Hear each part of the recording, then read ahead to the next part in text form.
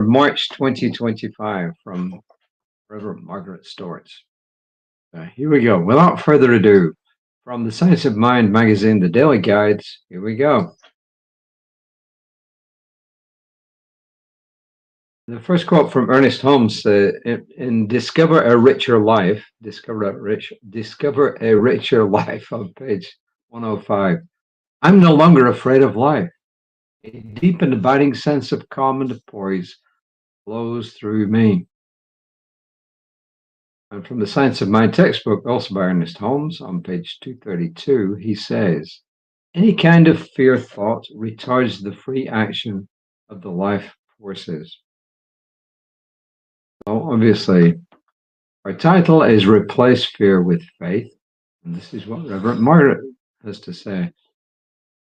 Fear is a costly, pervasive frame of mind.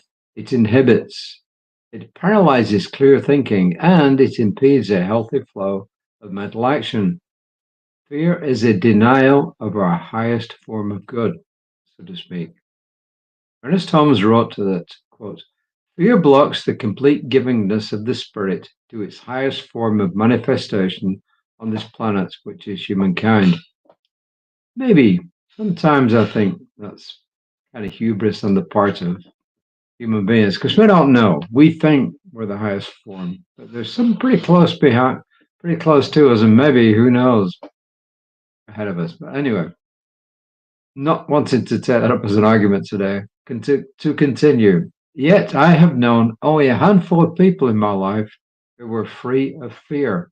Most of us, and she says, and I'm one of them, find ourselves walking through fear a lot. There is a fear of the unknown, and certainly the fear that things may not turn out the way that we planned in any number of ways to blunt our track to the infinite presence, God the All. You take your pick on the name. She says, I do not believe it is wise to get all upset with ourselves if we find we're expressing fear. If we do, the upset will only grow and create more fear. Better, we should cultivate fear's great antidote, and that is the faith that the universe, by its nature, brings us life, vitality, and possibility. If we find ourselves ruminating over fear and dread, we can immediately begin to stop the morbid cycle and re-gear, rethink, recalculate. We will have to bring to a halt a malicious, self-defeating stream of negativity. But when we recognize what we're doing to ourselves, we can turn once more to faith in the divine.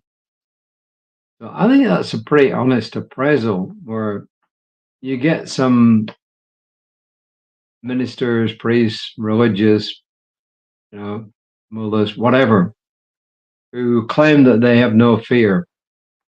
But Reverend Margaret's being pretty honest, and she talks about most people have got fear, and she said, I'm one of them.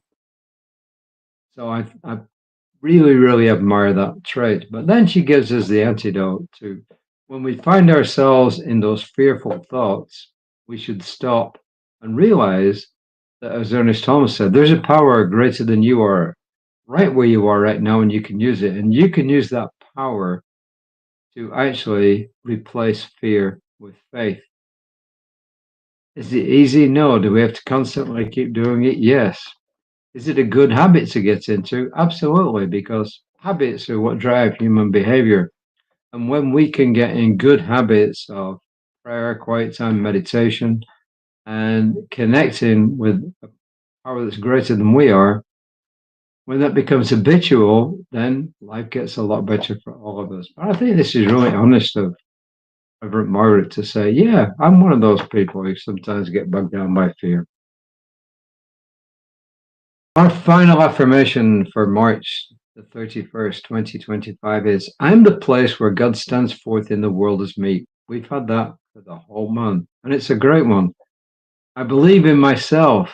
I believe in the guidance and inspiration of the mind of God. I can change my mind, and I do. I can change my mind from one of fear to one of faith. So as I build up more spiritual tools, it gets easier to replace fear with faith. And that's really wonderful advice, Tony. It's not just about this, about anything. Don't beat yourself up about what's gone wrong or what's going wrong. Look for something better and learn from the past, live in the present, and plan for the future. So that's my final thoughts about March 2025. So new readings tomorrow. So look forward to it. Reverend Elisa, back tomorrow. Voice Celestial, 9:15 a.m. I'll be back tomorrow. Yes, that's a question. It'll either be 4 o'clock, 7:30, one or the other. Because I got a meeting stuck at that time. So, but until next time, wherever you see this, it's just another reading to uplift you. Till next time, namaste.